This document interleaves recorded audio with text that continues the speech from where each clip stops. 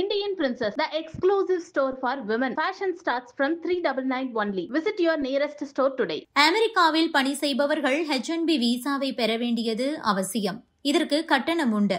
ஆனால் தற்போது இந்த கட்டணத்தை 88 லட்சமாக உயர்த்தி இருக்கிறார் அந்த நாட்டு அதிபர் டொனால்ட் ட்ரம்ப்.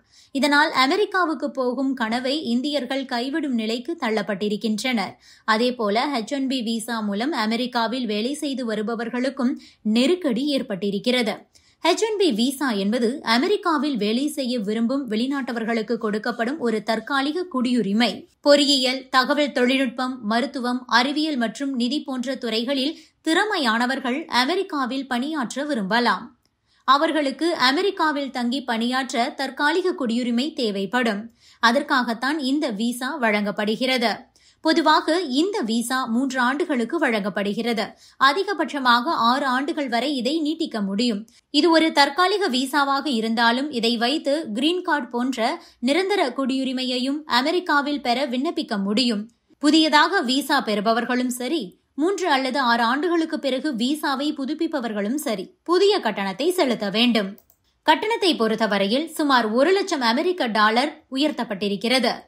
இந்திய மதிப்பில் 88 லட்சம் ஆகும். இந்த கட்டண உயர்வால் பலரும் அமெரிக்க வேலை என்கின்ற கனவை இழக்க நேரிடும்.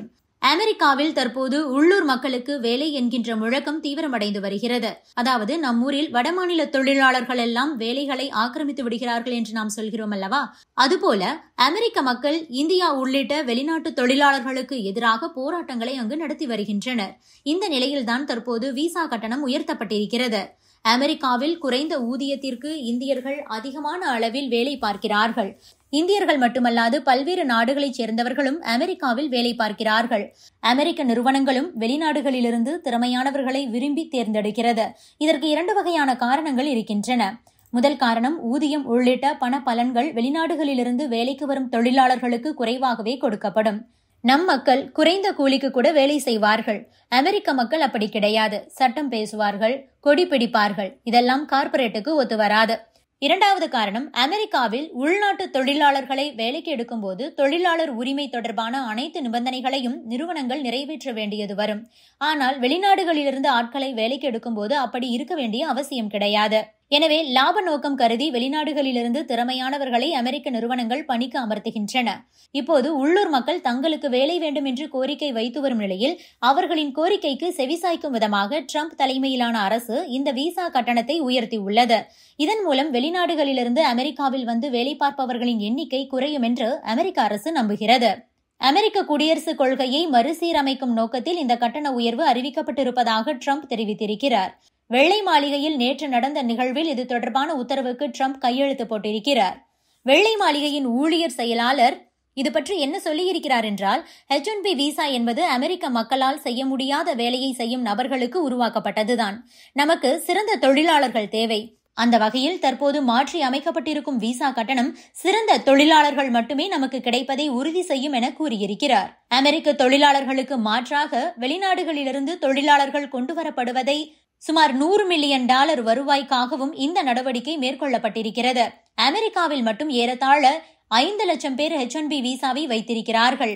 அவர்கள் அனைவரையும் இந்த கட்டண உயர்வு பாதிக்கும். இவர்களில் பெரும்பாலானோர் நிரந்தர குடியுரிமைக்காக நீண்ட காலமாக விண்ணப்பித்து காத்திருக்கிறார்கள். அவர்களுக்கு இன்னும் குடியுரிமை கிடைக்கவில்லை. அப்படியான நபர்களும் இந்த கட்டண உயர்வால் கடுமையாக பாதிக்கப்படுவார்கள். இந்த கட்டண உயர்வு அமெரிக்காவில் H1B விசாவை வைத்திருக்கும் 3.5 லட்சம் இந்தியர்களையும் புதியதாக அமெரிக்காவுக்கு வேலைக்கு போக விரும்பும் இந்தியர்களையும் கடுமையாக பாதிக்கும். அமெரிக்காவில் தற்போது H1B விசாவின் மூலம் சுமார் 5 லட்சம் பேர் தங்கி வேலை பார்க்கிறார்கள். இவர்களில் 71% அதாவது 3.5 லட்சத்திற்கும் அதிகமானவர்கள் இந்தியர்களாவார்கள். 3 முதல் 5 ஆண்டுகளுக்கு மேலாக அமெரிக்காவில் இந்த விசா மூலம் வசித்து வரும் இந்தியர்கள் பலரும் நிரந்தர குடியுரிமைக்காக விண்ணப்பித்திருக்கிறார்கள். ஆனால் குடியுரிமை இதுவரை கிடைக்கவில்லை. இப்படி இருக்கையில் திடீரென விசா கட்டணத்தை 8.8 லட்சத்திலிருந்து 88 லட்சம் ரூபாயாக உயர்த்தி அறிவித்திருக்கிறது அமெரிக்கா. இது அமெரிக்க வாழ் இந்தியர்கள் மற்றும் அமெரிக்காவுக்கு புதியதாக வேலைக்கு போக விரும்பும் இந்தியர்களை கடுமையாக பாதிக்கும். புதியதாக விசா விண்ணப்பிப்பவர்கள் 88 லட்சம் ரூபாய் கட்டினால் மட்டுமே H1B விசாவை பெற முடியும். அதேபோல அமெரிக்காவில் ஏற்கனவே H1B விசாவின் மூலம் தங்கி இருப்பவர்கள் விசாவை புதுப்பிக்க வேண்டும் என்றாலும் இந்த கட்டணத்தை செலுத்த வேண்டும்.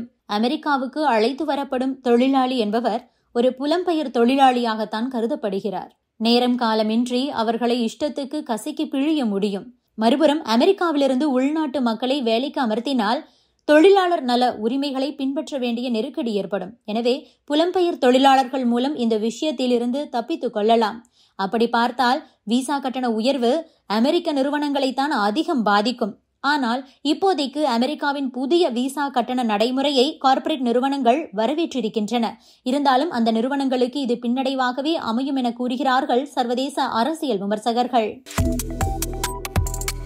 Subscribe to One India and never miss an update.